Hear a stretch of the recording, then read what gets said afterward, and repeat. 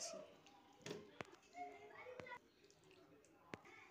একদম রেডি বেগুন আলু পেঁয়াজ কলি দিয়ে মাছের মাথা কাঁটা চচ্চড়ি। মাছের মাথা দিয়ে আমি কাঁটা চচ্চড়িটা বানিয়েছি। তো কেমন হয়েছে অবশ্যই জানাবে, ভালো লাগলে অবশ্যই একটা লাইক কমেন্টস করবে, আর বাড়িতে বানালে নিশ্চয়ই জানাবে কেমন লাগলো। কি রান্না করছি জানো তোমরা, তোমাদের সাথে শেয়ার করি। আজকে বানাবো মাছের মাথা দিয়ে কাঁটা চচ্চড়ি। তো মাছের মাথাগুলো দেখো সুন্দর কড়কড়া করে একদম পুরো ভেজে নিয়েছি, পুরো ছেঁকে নিয়েছি। আর কি লাগছে, মাছের মাথা তো দুটো লাগছে অবশ্যই। এখানে নিয়েছি আমি বেগুন নিয়েছি, এটা টমেটো কাটা আছে, আর আছে কাঁচা লঙ্কা 4টে এভাবে চিড়ে চিড়ে নিয়ে নিয়েছি। আছে পেঁয়াজকলিটা একটু বেশি নিয়েছি।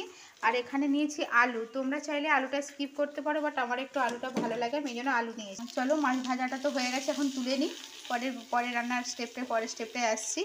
এখানে আমি কালো জিরে দিয়ে দিয়েছি, মাছটা তুলে নিয়ে সেই তেলের ওপর দিয়ে দিয়েছি কালো জিরে, দিয়ে দিলাম 2টো তেজপাতা।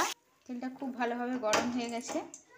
তো এখন আমি দিয়ে দিচ্ছি বেগুন, তোমরা চাইলে বেগুনটা আলাদা করে ভেজে নিতে পারো, আমি কিন্তু এর মধ্যেই ভেজে নিচ্ছি। দেখো বেগুনটা এরকম মোটা মোটা ডুমো ডুমো করে কাটতে হবে, লম্বা করে কেটে নিয়েছি আমি। তো এটা এর মধ্যে আমি এখন ভেজে নিচ্ছি, আমি কিছু তুলবো না, একের পর এক দিয়ে এর মধ্যেই বানিয়ে নিচ্ছি। তো চলো আমি একটু লবণ দিয়ে ঢেকে দিই। বেগুনটা কিন্তু সুন্দর ভাজা হয়ে গেছে। তো আমি এটা উঠাচ্ছি না, আমি যে তেলটা দিয়েছিলাম বেগুনটাতে টেনে নিয়েছি, কিন্তু যথেষ্ট তেলের পরিমাণ ছিল, তাই আমি আর নতুন করে তেল দিচ্ছি না। এর ওপর থেকে দিয়ে দিলাম পেঁয়াজ কলিটা দিয়ে দিয়েছিলাম, হালকা হালকা ভেজে নিয়েছি। এবার আমি এইভাবে নেড়ে নিলাম। দেখো এরকম ভেজে নিয়েছি, পেঁয়াজ কলিটাও হাফ ভাজা হয়ে গেছে।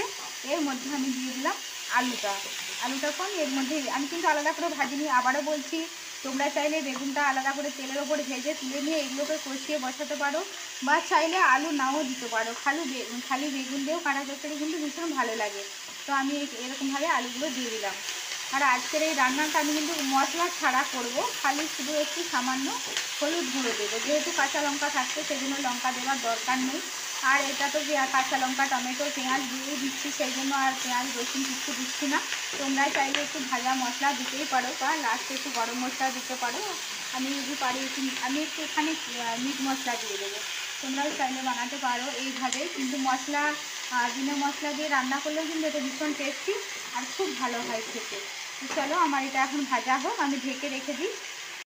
কি সুন্দর কালারটা এসে গেছে, আর খুব সুন্দর একটা সেন্ট আসছে। দেখো এটা সুন্দরভাবে ভাজাও হয়ে গেছে, আর খুব সুন্দরভাবে সেদ্ধ হয়ে গেছে। আমি কিন্তু এখানে জল দিইনি, তো আলুও দেখেছো হাফ সেদ্ধ হয়ে গেছে।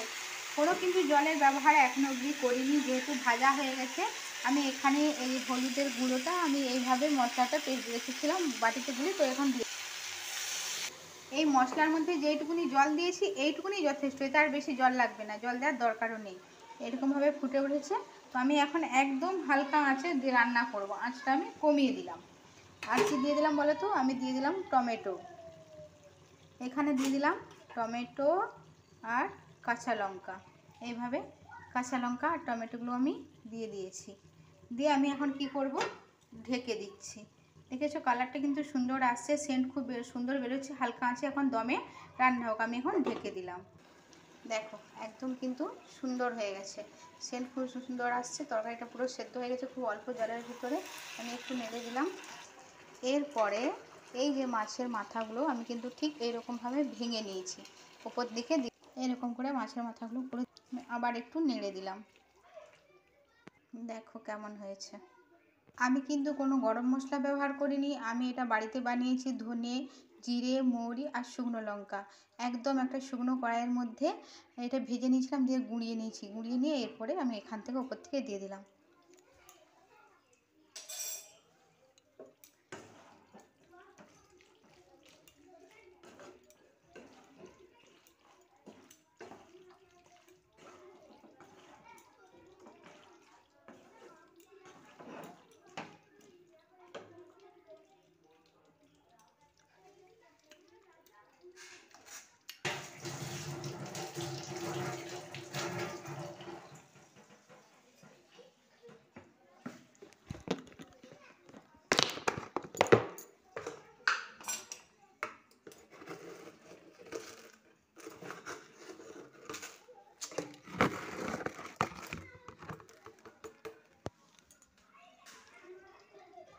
সামান্য একটু মিষ্টি।